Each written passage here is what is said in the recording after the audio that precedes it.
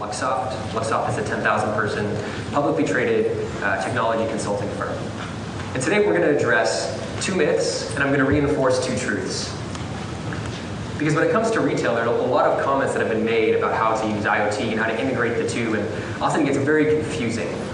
What's truth and what's not? And we're going to do a little bit of a Mythbusters game and also address, I think, some things that are worth looking at and are truthful. The first myth is that brick and mortar shops are so last season. We're going to dive deeper into what the implications are for physical retail in the world of e-commerce, omnichannel retail, and the like. We'll then address the fact that some people think IoT doesn't actually fit into retail, because there have been a lot of attempts, but it's very difficult for these things to work their way out. So we'll talk about that as the second myth. The first truth gets into big data, and the fact that big data can be a choking hazard. We'll talk about how retail fits into the way we might approach big data. And finally, the second truth is, the secret to getting ahead is getting started. But before we can get into any of this stuff, we have to define IoT. What is IoT? And that's really the million-dollar question. Everyone has their own definition of what IoT is. And in my opinion, anytime you have a title that has the word thing in it, you're going to run into problems. Because thing isn't a definition. And in a lot of ways, some companies even take the Internet of Things and nest it in another superset called the Internet of Everything. So what are we actually talking about? What is new here? How do we make sense of anything that is the Internet of Things? So what we have here is a framework that we use for how we approach IoT. And what you start with is three things: spaces, objects, and people. Three things that were generally not created to be connected to the Internet, but that are now connected to the Internet. And in a lot of ways, IoT is just handing out IPs to everyone, like Oprah, which is giving away gifts at Christmas. IP literally for everything. So you go from there and you instrument one of those three things in some fashion. It could be one of them individually, it could be two of them, or a different interplay throughout that, and you get different types of solutions. From there, they interact and you collect all of that data. You're going to manage that data somewhere in the cloud, and then there has to be something that comes out of what you're doing with IoT. The three big areas we focus on are increasing revenue, decreasing cost, and improving the customer experience. And everything we do in IoT has to go through this network in some way or another. You have to pick one of the three on the front end, that's got to come out with one of the three on the back end. Our general recommendation is that you actually start and decide, we need to increase revenue, or we need to decrease cost, or improve the customer experience. Because oftentimes when you don't start with the end in mind, you end up with a technical team that has this techno-lust and just goes down a path and tries to figure out any sort of new technology they want to try and implement. And we've talked about this a lot in some of our various engagements. I'm actually embedded into a couple innovation teams at some Fortune 100 companies that are really fun to work with. And we have this joke, because often executive leaders will say, we need to start using this new technology, and there will be a flurry of emails that get sent. And for example, someone might say, we really want to do this new initiative, and you need to start using beacons. Beacons are the next big thing. Everyone's talking about beacons. And we've kind of memed it because it's, in some sense, putting a beacon on everything. It's like that put a bird on it meme. So we've started saying everyone wants to just put a beacon on it. That's their solution to everything. But you have to have a framework for how you want to actually go into IoT, figure out what your technology is, with a goal in mind at the end. So that's where we start. That's our definition of IoT. So let's address the first myth. Are brick and mortar shops so last season? And first of all, I don't think this is actually a binary issue. It's not going to be one of those things where brick and mortar shops disappear altogether. They'll always be around to some extent, and I think that's where we start the conversation. Clearly they will change over time, but for now, I think it's fair to say that various models will emerge. Some of you may have seen kind of the new model of physical retail where they're putting in, instead of actual storefronts, they're just giant displays. They've essentially dropped a curtain in front and put a projector in the back, and they now light up the human in front of it, and you can interact and select stock and purchase all from that storefront, but there was absolutely no product there at all. You could interact with it in any way that you essentially wanted to. So I think we're seeing a lot of these new experiences come out. I mean, today, roughly 6% of all retail sales are online sales. That's increasing by 15% every quarter. So we're continuing to see that pattern over time.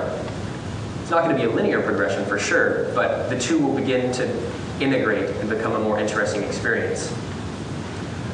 So if we see that happening, retail then has to prove its value for why any individual store should continue to be open.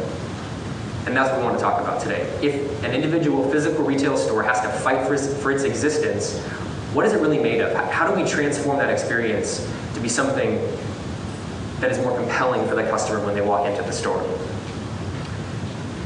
For us, the truth is that context is everything. The context of a person walking into any given physical retail space is very, very important. And today, we have sales associates. And those sales associates stand at the front of the store, or they're at the cash register, and they're doing a lot of things. In a lot of ways, they are a computer that we've placed there. They're the most complex computer that we could place there. But they're analyzing every person that walks into the door. They're checking to see what their gender is, hair color, where they might be from, what their social class might be, walking through all the different components to try and figure out who that person is. They might also recognize that they've been there before. This is now a return customer, and analyzing the person that's walking in the door. From there, they need to start to do a lot of things in the sales process, and we're going to break them down. The first thing they can do is analyze whether it's a return customer. The second thing they can do is issue recommendations. If they see what they're wearing at the time, maybe they're wearing the brand that that person already has on, they can issue them a recommendation, or they know what that person's bought previously. It happens to me a lot when I walk into the Apple store. We can then also evaluate proxemics, right? Here we're lighting up or instrumenting the human in relation to any given space in the store. For example, if a man walks into a store, goes onto the female section, and is now in the purses, you know he's likely shopping for his spouse or girlfriend and is purchasing a gift. Likely doesn't have a lot of information on the topic, but clearly will need some help. Again, the human there is able to analyze that situation and figure out what's going on and provide a recommendation and help convert his desire into a purchase. So proxemics, I think, is really important. From there, you can make shelf observations. Once a person has gotten to a specific place in the store, you can now drill down at an even higher resolution and say, where are they interacting with that given shelf? Because you could have all kinds of different things on the display. You could have shoes in one area, different tops in another section, or if it's a grocery aisle, for example, different types of products and figuring out what their affinity is with different brands. From there, you can also make different recommendations or offer different types of product based upon what they're interested in. From there, the natural or logical response is to do some sort of hands-on test. In fashion, you would go to a fitting room. You would take your product, you would go in and try it on. That's something you cannot do online. Yes, there are a lot of companies trying this. It's a very, very difficult issue. I think Warby Parker is probably the best example of simulating a fitting test. You're probably familiar with that. You can do a home try-on, right? You pick the 5 frames that you want. They ship them to your house for free. Try them all on. Send back the ones you don't like. Purchase the one that you do like, or send it back for your prescription to get filled, or prescription to get printed out, essentially. But hands-on tests have to be a part of the retail experience. Won't go away, and it's one of the ways that we think brick and mortar can differentiate itself, can expand upon what it does today. And then finally, nonverbal. This one is probably the most difficult of the kind of computing that happens when you're in a retail store. Nonverbal communication is 60% of all communication. Humans have gotten very good at understanding the nonverbal parts of what's happening, what's being communicated. Is someone getting excited when they're looking at a product, or are they turned off by what I'm saying? And we think this also is a huge area of potential within retail. And all of these things, if you bundle them together, 1 through 6, what you're actually doing is trying to interpret intent. What is that human's intent when they are there at the point of purchase? Because if you can understand their intent, you can convert that into a sale, which is at least 50%, if not more, of what a retailer does. Retailers do 2 things. They try to generate desire, that's marketing, and then they try to convert desire into a decision, and that's a sale. Here we're talking about the back half of that part. How do we take the desire and convert that into a decision? And in a lot of ways, you use this to instrument the human body, people who are going to purchase things, and then find ways to turn their intent into a purchase. These are unique things that happen in retail stores. They do not happen in the same way online, and that's why I think retail will always exist. It will always be fundamentally different and will never disappear.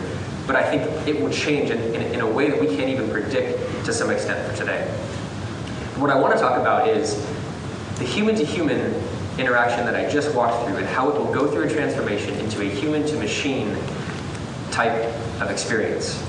And I'm not talking strictly about a display where you walk up and order, which is awesome. Those are at McDonald's, they're at a lot of places today. I'm talking about something actually much different and with greater implications, which leads to the second myth. A lot of people say that IoT will never find its fit within retail. And I should probably qualify that first. There's a lot of speculation that retail is perfect for IoT, that over time this might be the most ripe ground for IoT to find its place. But at the same time, it's having a really hard time. A lot of pilot programs are getting launched. A lot of people are doing a number of different things. And again, I've spoken with some executives at large retailers. And someone said, beacons are a bad investment. Shouldn't do beacons. Well, okay, why do you say that? Oh, I just heard someone tell me that not to invest in it. Okay, maybe that was a good opinion, but why? Why are those pilot programs not working? What was your end goal? What are you trying to accomplish? I think today it may not have worked, but it will take some time, and this is true of the IoT industry at large. Finding the fit for any given industry is going to be difficult, and it will take time, but I think retail will be unique. I think it will find its fit. And I'm going to start by using the framework that I began with. So we have return customers, recommendations, proxemics, shelf observations, hands-on tests, and nonverbal communication. So if we take that as our framework for what we do in a physical retail store, how do we translate that across into a human-to-machine interaction? And we're going to walk through each of these.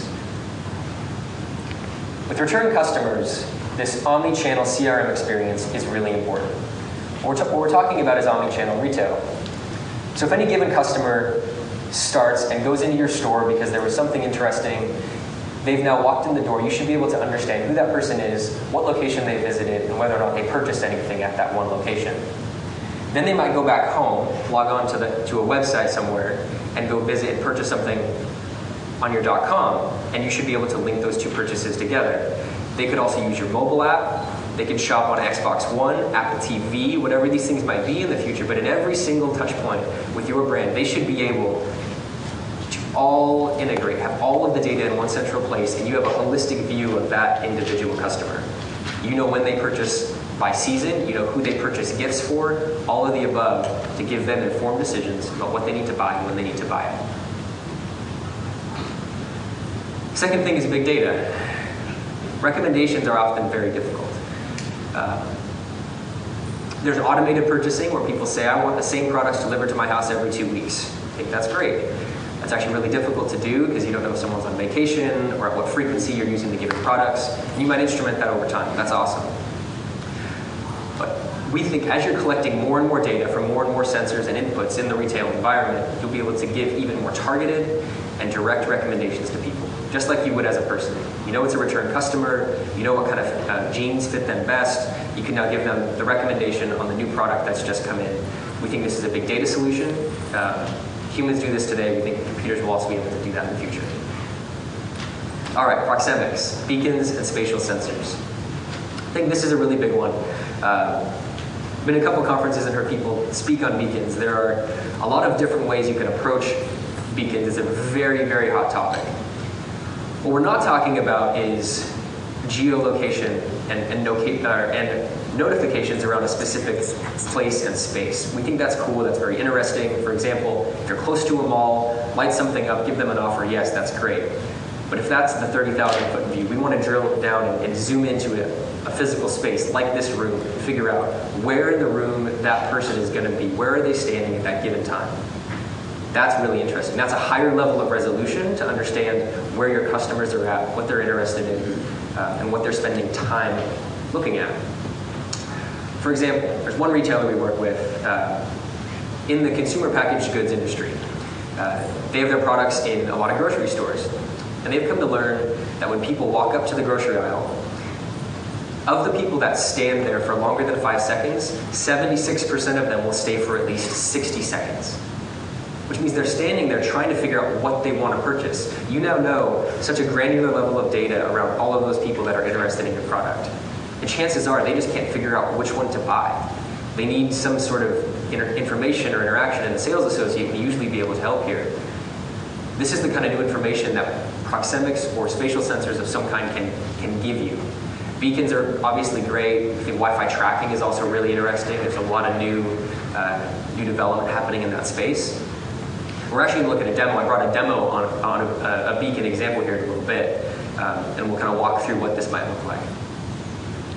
Shelf observations.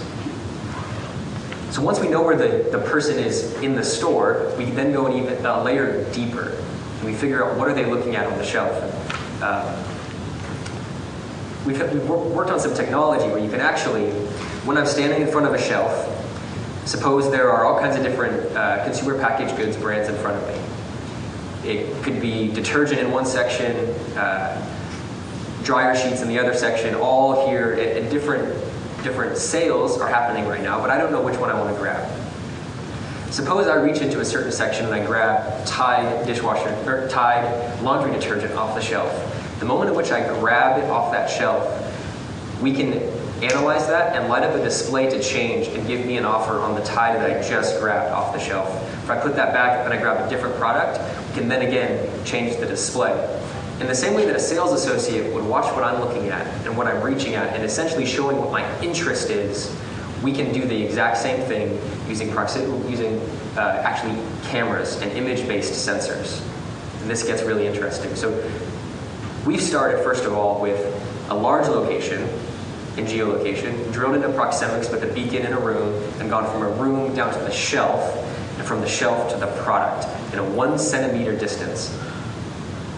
To take every individual product on that shelf, separated by only 1 centimeter, and understand what that given customer is interested in at any given time. It's crazy. Then, of course, hands-on tests.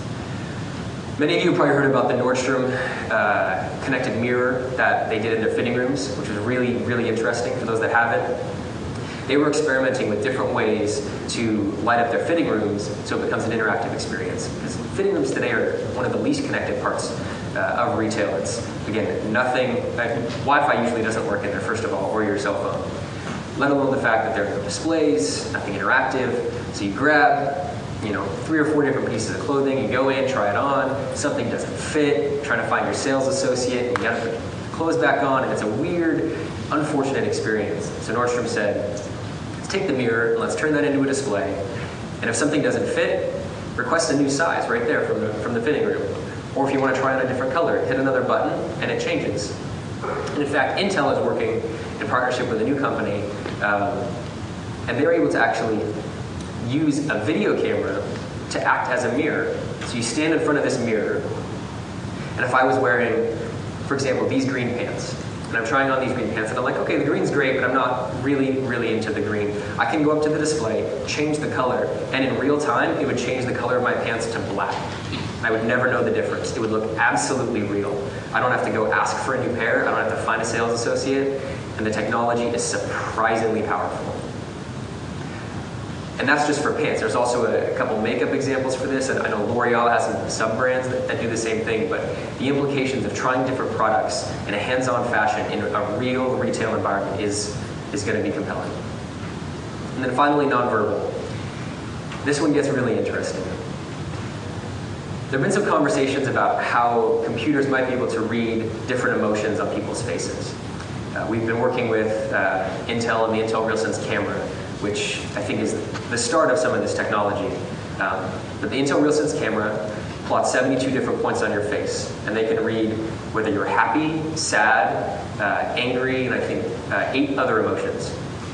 So we think about what this might look like to walk into your local coffee shop or your local grocery store and have a camera on the backside of the register and be able to read that person's emotion and show that on the other side of the display and say, hey, this person's actually really angry right now, and this is a customer service opportunity for you to salvage a customer and maintain your brand loyalty. It's a very difficult thing to make sure that data is correct, but we think this is a huge, huge issue of the future. Not every sales associate is really good at this, and the more we can allow computers to integrate into that experience, the better it's going to get. So these are the 6 things that, again, today we do with sales associates across the board. And you'll never be able to have a one-to-one relationship of sales associate to customer. You'll also never be able to collect all that data and share that data across sales associates. So while we're not trying to get rid of people, absolutely not, we think there's an opportunity to just collect more data and inform the people that work in these stores to serve a slightly different purpose. So if we can do that, we can bundle all 6 of these together. We think there's a actually really big opportunity here for the human-to-machine interaction within retail. And to answer the direct question, will IoT find its fit in retail? We think absolutely it will. And it will be within these 6 areas. So from there, I've just talked about a lot of new inputs, a lot of new sensors. I mean, we're talking about putting cameras into every single shelf. You're putting cameras into registers and calculating nonverbal data about people's happiness and sadness and purchasing across the board. We're not just talking about page visits anymore and links and shares. This is very complex data, a lot of data. And if you're a retailer with 10,000 locations, this is a really, really big thing to try and solve for. So while all the 4 things on the right are truths that have existed for a long time about big data, they become that much more complex and more difficult to deal with when we talk about this. But why is that? Well, first of all, sensor costs are falling everywhere. It's becoming more and more inexpensive for any given company to venture into trying some of these new things. Secondly, there are new kinds of sensors to do some of these things, more numerous sensors essentially.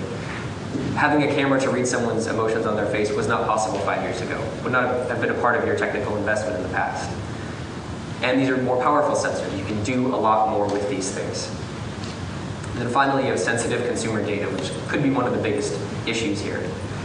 If you're using a camera to save the image of what that person looks like, and that becomes a part of their personal profile, this is more than just a credit card or their address. There's a lot at stake here if you're storing all of this data over time. And I would say in a lot of ways, policy hasn't even covered all of the implications of what retail might do with some of this data and the sensors that they might end up using.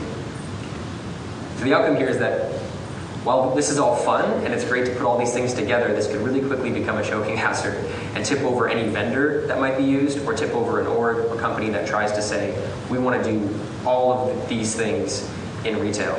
Big data could be the bottleneck that ends up tipping the whole thing over. That I don't think can be understated. Final comment is the secret to getting ahead is getting started. How much time do I have? Perfect. The secret to getting ahead is getting started. So what you'll see here is a framework for how you might do this. I've listed 6 things that are all very interesting, but you can't start all of them at the same time. You gotta start small. Start with one thing, take one part of your business or one part of new technology that you want to try and move into, and then develop a methodology. What we had here is actually, this is a graphic of an actual innovation lab that we work with. It's in the basement of a Fortune 100 company, and they have grocery aisles built out. And when you walk in, the grocery aisle on the far left is the status quo grocery aisle today. You walk through, you see full rows of all of the current product that if you were to walk into a Safeway or a Target or whatever that might be, and you see that, experience it, get used to it. You then step one over, and you move into proof of concept. And from there, you have the first round of innovation. You have some of the new technology where everything is being built out. And as you prove out new technology, it moves from left to right into a mature prototype, and from mature prototype out to the store of the future.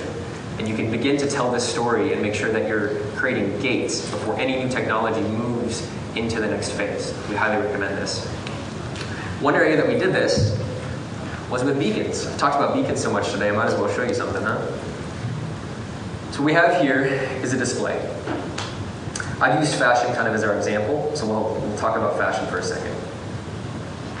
So imagine you have this display, and it's in an aisle, and people are walking around your store, everyone has a phone, and there's an app.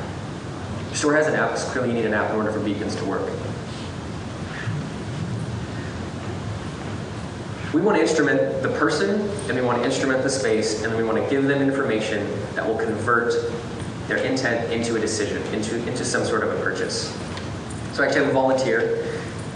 Matthew here is one of our customers. He has the app. We know that Matthew likes certain types of products, and we will know when he's going to walk into this section of the aisle and offer him a unique product subject to what he's interested in. I have 2 beacons here. So Matthew walks in. Matthew is a mountain climber. He likes to kind of be outdoors. We know that he's now browsing in the coat section. And after he's been here for a little while, provided that the internet works, we will change the screen here and show him that he can get 25% off the North Face jacket that is either right there or at a different section of the store. The important part is we were able to gather that data about him in that specific location at that time. And I might do the same thing, because you might not just have one person in the aisle at that time. You could have several. So you have competing logic and your rules that you have to account for. So I walk in and I do the same thing. And let's say my name is Michael and I now walk into the zone. You could have 3, 4, 5 people walking in. You have to create rules for how and when you show different types of offers, but it now shows me something because I'm interested in something different. This beacon was able to figure out who I was, where I was, and what I was interested in all in that specific time. We think that's really interesting. The second beacon here, which you guys can't see on your screen, this beacon triggers after 60 seconds. So once I've been standing here for 60 seconds, I get a push notification because they know where I've been standing for a given period of time.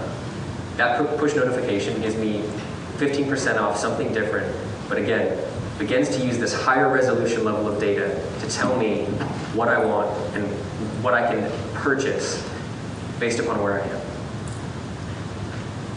So, what have we talked about? Let me plug this back in first so we can rewind.